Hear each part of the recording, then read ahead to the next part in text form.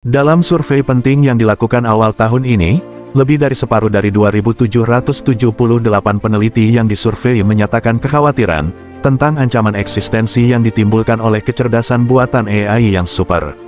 Survei tersebut menunjukkan peluang 5% bahwa umat manusia dapat menghadapi kepunahan atau dampak yang sangat buruk lainnya karena munculnya sistem AI yang super cerdas. Salah satu tokoh terkemuka yang menyuarakan peringatan adalah Roman Yampolsky, dosen ilmu komputer terkemuka di Universitas Louisville dan tokoh yang disegani dalam penelitian AI.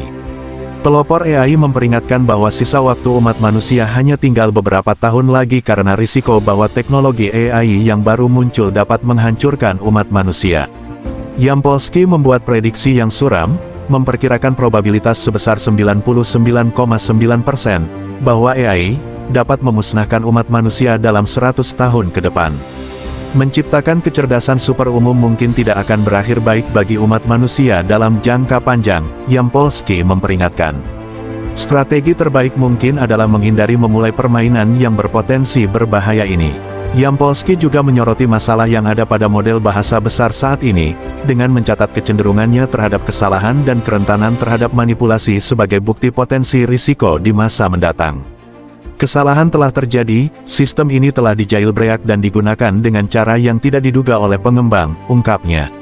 Yampolsky menyarankan bahwa AI super cerdas dapat merancang metode yang tak terduga untuk mencapai tujuan yang merusak, menghadirkan tantangan yang mungkin tidak kita kenali sebagai ancaman hingga terlambat. Meskipun ia mengakui bahwa kemungkinan AI menyebabkan kepunahan manusia tidak mencapai 100%, ia memperingatkan bahwa risikonya sangat tinggi.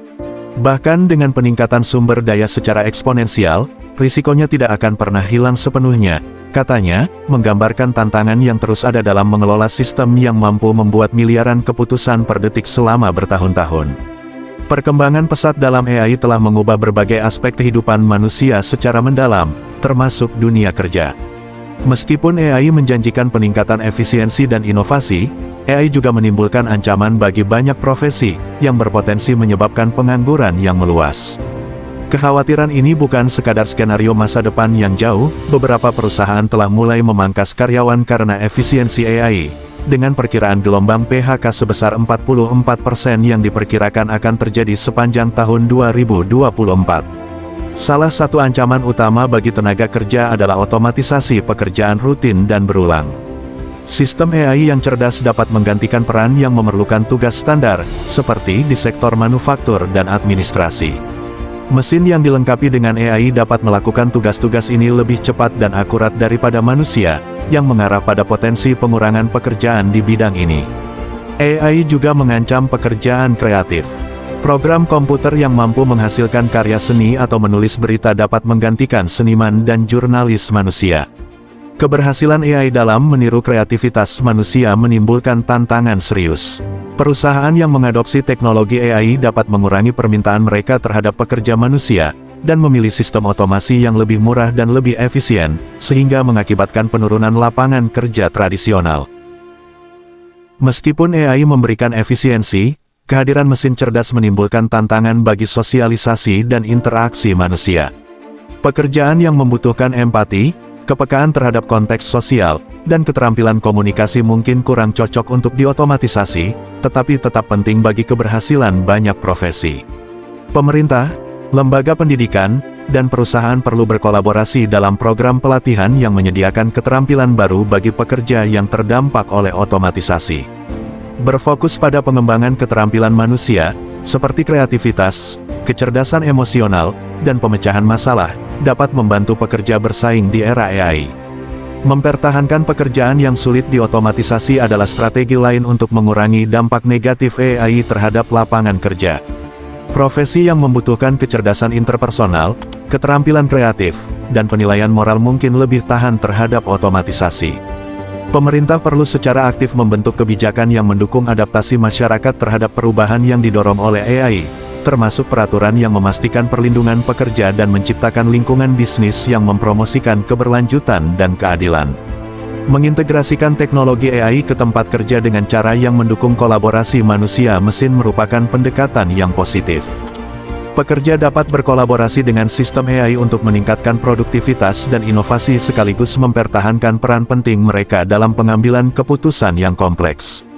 Kecerdasan buatan, setidaknya dalam bentuknya saat ini, sudah mengancam untuk merampas pekerjaan kita.